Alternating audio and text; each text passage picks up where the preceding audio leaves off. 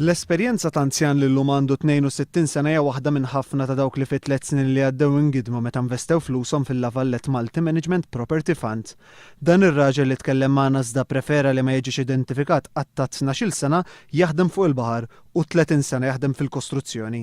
3 snin ilu kien ġie avviċinat mill-Bank of Valletta biex jinvesti dik ix-xi ħaġa żejda li kellu ħalli bekk ikun jista' juża ġala darba jalaq l-età tal-irtirar. Il-proposta li resqulu tal-bank ġbitu għalhekk iddeċida li jinvesti 20,000 euro.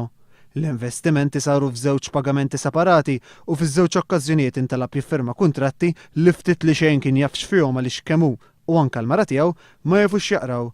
Fil-fatt huwa afferma li kien qara l-prospektus u li fehmu u li kien l-investitur ta' esperjenza, ħaġa li kienet mill-aktar ovvja li ma setax tkun vera meta kien ikun il-bank stess li jaqralu l-korrespondenza. Mid-dokumenti li għandu f'idejh One News jirriżulta li dak li din il-koppja u oħrajn intalbu jiffirmaw fihom btip iżgħar illi l-fond huwa riskjuż u tajjeb għall-investituri ta' esperjenza.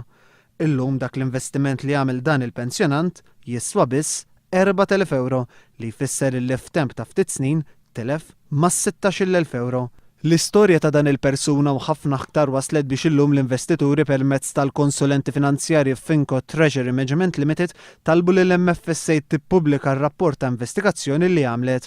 Fi stqarrija separata l-kelliem ewlieni tal-Partit Laburista Charles Manjon qal li fl-aħjar interess tal-konsumaturi finanzjarji il-bank għandu jirtira l-offerta li jagħmel u jiddiskuti mingħajr kondizzjonijiet mar-rappreżentanti tal-investituri.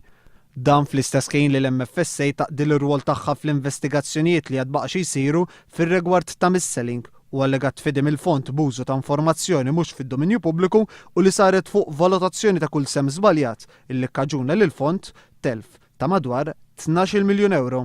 Dan apparti telf ta' 35 miljun euro oħra fuq investimenti oħra fi 3 fondi ta' Belgravja li llum huma falluti.